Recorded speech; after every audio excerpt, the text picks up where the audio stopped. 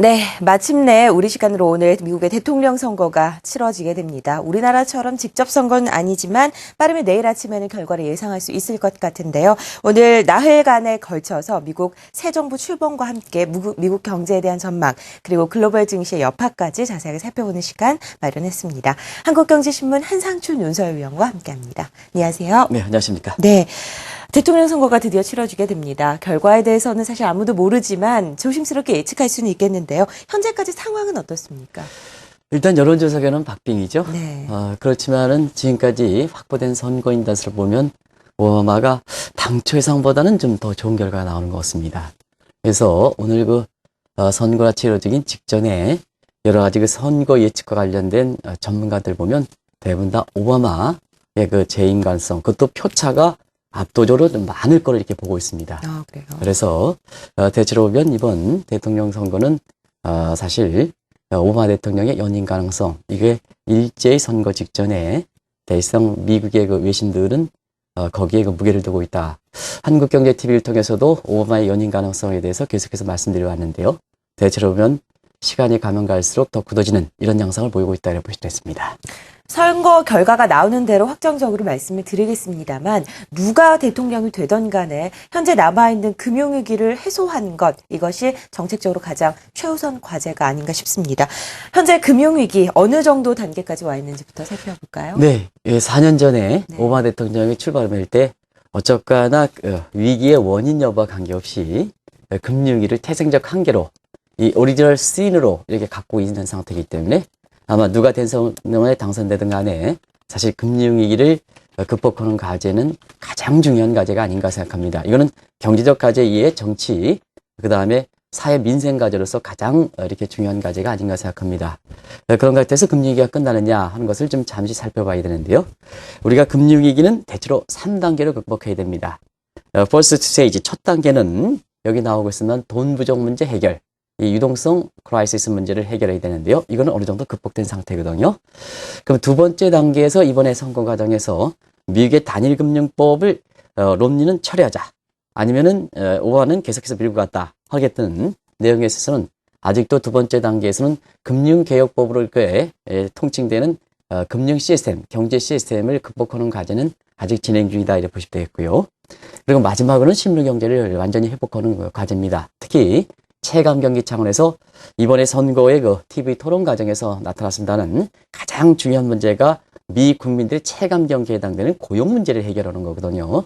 그런 과제에서는 상당히 미흡하지 않느냐. 그래서 전체로 3단계를 전부 극복하는 게 100%라면 대체로 지금은 한 7분홍선 70% 정도를 극복하는 거기 때문에 남아있는 위기 극복 과제는 롬니가 되든 오바마 되거든. 오바마 되면 당연히 그렇게 할 거고요. 롬니가 되더라도 금융위기에 남은 과제는 해결을 해야 될 것이다. 이게 최우선 과제가 될 거다 이렇게 볼 수 있습니다.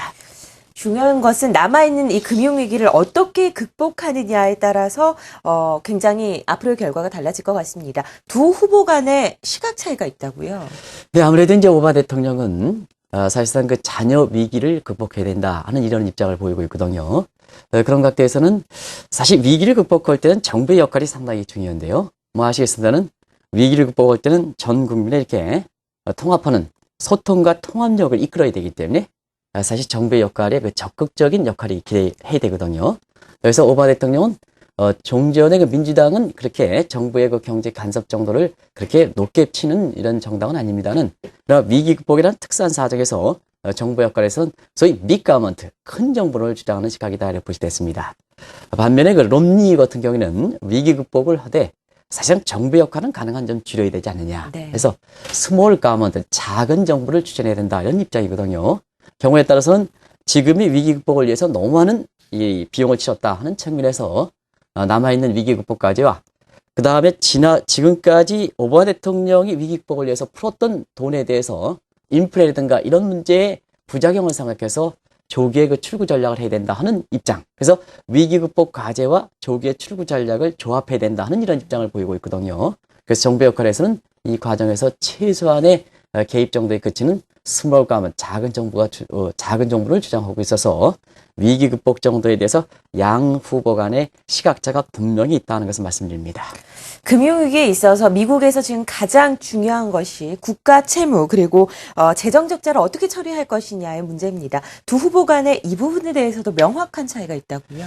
경우에 따라서는 새 정부가 네. 당선되면 벌써부터 세계 3대 신용평가회들이 미국의 국가 신용 등급을 떨어뜨리겠다 하는 이런 입장을 보였기 때문에 사실 새 정부 출범 이후에 어려움이 닥친다면 미국의 재정 적자 국가 채무 문제로 인해서 작년 8월 달에 AAA 등급이 물론 이제 S&P입니다는 등급이 떨어진 것이 추가적으로 떨어지는 이 문제가 과제가 되지 않겠나 생각합니다. 그런 각도에서 이 문제는 상당히 중요하다 이렇게 보시면 되겠는데요.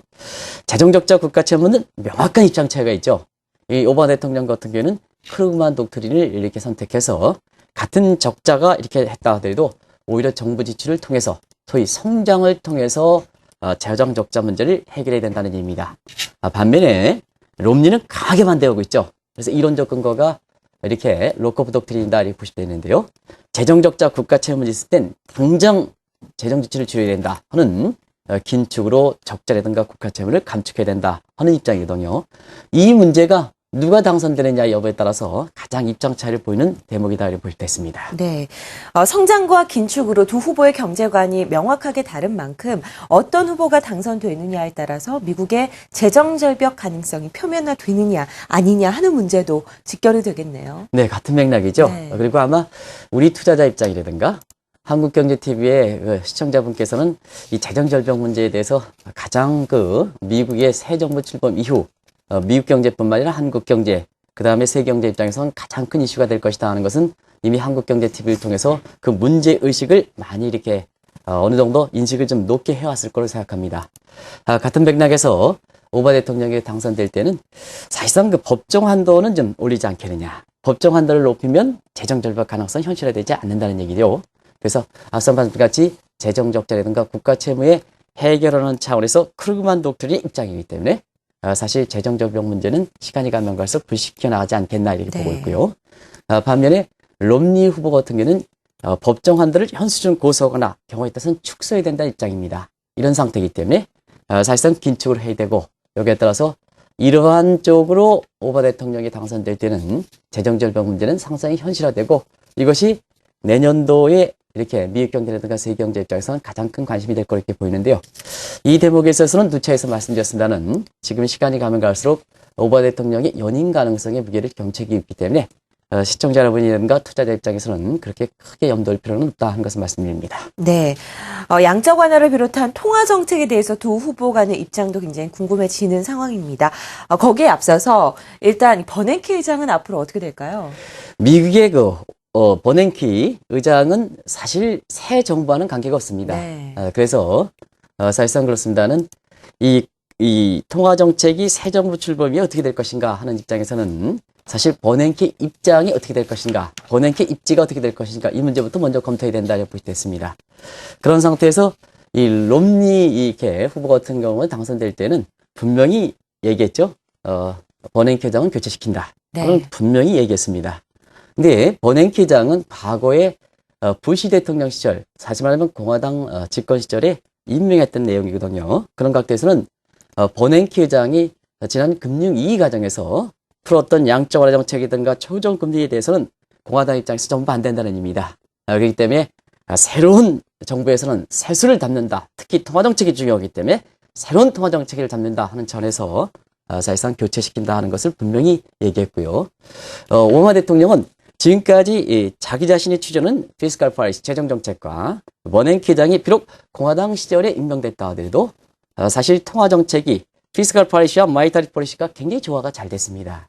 그래서 이런 위기가 루비니 교수 같은 경우는 10년 이상 걸린다 하는 것을 지난 4년 동안 어느 정도 당초 예상보다 많이 극복한 상태거든요. 네. 그래서 정치에서 궁합이 잘 맞는 상태입니다.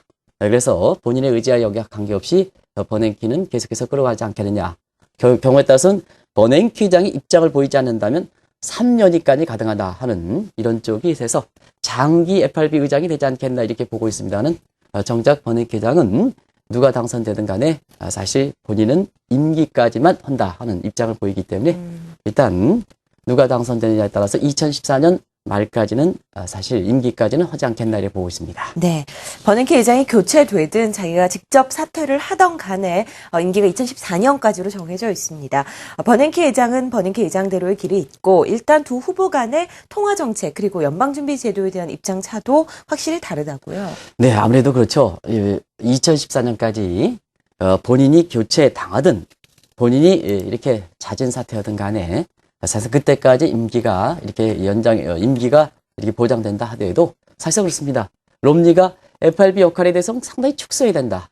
양적완화 정책에선 지금 당장 포기해야 된다 하는 입장을 보이는, 이래서 이런 입장을 감안해 볼 때 롬니가 당선될 때는 아무래도 위축될 수밖에 없거든요. 그래서 똑같은 각도에서 영향을 받는다 이렇게 보실 수 있습니다. 아무튼 간에 지금까지 나온 대책 보면 롬니가 당선될 때는 FRB 역할을 축소시켜야 된다. 더더구나 의회에서 이번 같은 경우는 FRB에 견제할 수 있는 미국의 단일금융법의 내용이 포함되어 있거든요. 이것을 10분 활용해서 FRB 역할을 축소시켜 나가지 않겠느냐. 그러면 양적완화 정책의 조기 철회가 될 가능성도 배제할 수 없다 이렇게 보시면 됐습니다.